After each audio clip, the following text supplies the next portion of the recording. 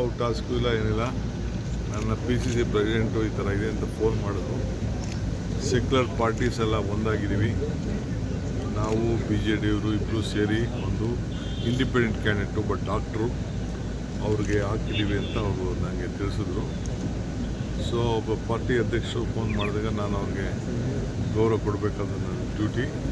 ನಾನೊಬ್ಬ ಪಕ್ಷದ ಅಧ್ಯಕ್ಷನಾಗಿರೋದ್ರಿಂದ ಜವಾಬ್ದಾರಿ ಇರೋದ್ರಿಂದ ಅವ್ರಿಗೆ ಬನ್ನಿ ಇಲ್ಲೇ ಎಲ್ಲ ಚೆನ್ನಾಗಿ ಒಳ್ಳೆ ವಾತಾವರಣದಲ್ಲಿ ಇರೋರಿಗೆ ನಿಮ್ಮನ್ನ ಇರ್ತೀವಿ ಅಂತೇಳಿ ಇಲ್ಲಿ ನಾವು ಅವ್ರಿಗೆ ಅರೇಂಜ್ಮೆಂಟ್ ಮಾಡಿದ್ದೀವಿ. ಸೊ ಎಲ್ಲ ಭಾಳ ಖುಷಿಯಾಗಿದ್ದಾರೆ. ಎಲ್ಲರೂ ಮಾತಾಡಿದೆ, ಎಲ್ಲ ಹೊಸಬ್ರೆಲ್ಲ ಇದ್ದಾರೆ, ಅವರಿಗೆಲ್ಲ ಒಂದಷ್ಟು ಪಾಠೆಲ್ಲ ಹೇಳಿದ್ದೀನಿ. ಸೊ ಹೇಳಿ ಅವರೆಲ್ಲ ಎಲೆಕ್ಷನ್ಗೆ ಹೋಗ್ತಾರೆ. ಸರ್, ನಿಮ್ಮ ನಗುವನ್ನು ನೋಡಿದಾಗ ಹೈಕಮಾಂಡ್ ಕೂಡ ಇನ್ನೇನು ಆಲ್ಮೋಸ್ಟ್ ನಿರಾಳವಾಗಿ ನಗ್ಬೋದು ಅನ್ನೋ ಥರ ಇದೆ ಸರ್. ಎಲ್ಲ ಇದೆ ಮಾತಾಡಿ ಫಸ್ಟ್. ಆ ರೀತಿ ವಾತಾವರಣ ಸೃಷ್ಟಿಯಾಗಿತ್ತ ಸರ್, ಹೇಳಿ ಸರ್. ಆ ಥರದ ವಾತಾವರಣ ಸೃಷ್ಟಿ ಹೌದು. ಆಪರೇಷನ್ ಕಮಲ ಮಾಡಲಿಕ್ಕೆ ನಮ್ಮ ಅವ್ರ ಮೇಲೆಲ್ಲ ಭಾಳ ಒತ್ತಡ ಮಾಡಿ ಅವ್ರಿಗೆ ದೊಡ್ಡ ದೊಡ್ಡ ಆಫರ್ಗಳೆಲ್ಲ ಕೊಡ್ತಾ ಇದ್ದಾರೆ. ಸೊ ಎಲ್ಲರ ಮೇಲೂ ಭಾಳ ಒತ್ತಡ ಇದೆ, ಏನಾದ್ರು ಮಾಡಿ ರಾಜ್ಯಸಭಾ ಸೀಟ್ನ ಗೆಲ್ಲಬೇಕು ಅಂತ. ಅಲಯನ್ಸ್ ಪಾರ್ಟಿ, ಕಮ್ಯುನಿಸ್ಟ್ ಅವರು, BJD ಅವರು, ಕಾಂಗ್ರೆಸ್ ಅವರು 3 ಜನ ಸೇರಿ ಒಗ್ಗಟ್ಟಿನ ಕ್ಯಾಂಡಿಡೇಟನ್ನು ಹಾಕಿದ್ದಾರೆ. ಸೊ ಅದಕ್ಕೆ ಇದು ಮೊದಲನೇ ಹಂತ. ಇದು ಇಂಡಿಯಾ ಅಲಯನ್ಸ್ಗೆ ಒಂದು ದೊಡ್ಡ ಶಕ್ತಿ ತುಂಬುವಂಥ ಕೆಲಸ ಆಗ್ತಾಯಿದೆ. ಇದು ಮಾಮೂಲಿ ಅವ್ರು BJP ಅವ್ರು ಮಾಡೋದು ಮಾಡ್ತಾರೆ, ನಾವು ಮಾಡೋದು ನಾವು ಮಾಡ್ತೀವಿ.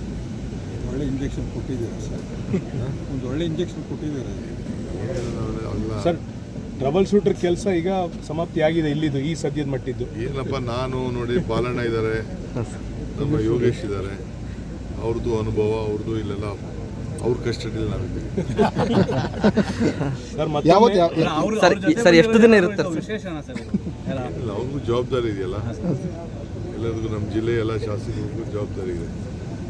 ಎಲ್ಲರೂ ಕಾಪಾಡಬೇಕಾದ್ರೆ ನಮ್ಮ ಡ್ಯೂಟಿ ಅಲ್ವಾ. ಇಲ್ಲಿ ಯಾರು ಬರಲ್ಲ, ಅದು ಬೇರೆ ವಿಚಾರ. ಯಾರು ಬರೋಕ್ಕೂ ಆಗೋದಿಲ್ಲ, ಮುಟ್ಟಕ್ಕೂ ಆಗೋದಿಲ್ಲ, ಮಾತಾಡೋಕ್ಕೂ ಆಗೋದಿಲ್ಲ. ಎಲ್ಲ ಅವಕಾಶ ಯಾವ ಸರ್ ವಾಪಸ್ ಕರ್ಕೊಂಡು ಬಿಡಿ, ಅದು ನಾವು ತೀರ್ಮಾನ ಮಾಡ್ತೀವಿ. ಸರ್, ಈ ರಿಸಲ್ಟ್ ಸರ್ DK ಸರ್, ಈ ರಿಸಲ್ಟ್ ಮೇಲೆ ಏನಾದರೂ ಮುಂದಿನ ಹೆಜ್ಜೆ ನಿಮ್ಮ ಕನಸಿನತ್ತ ಇರುತ್ತಾ?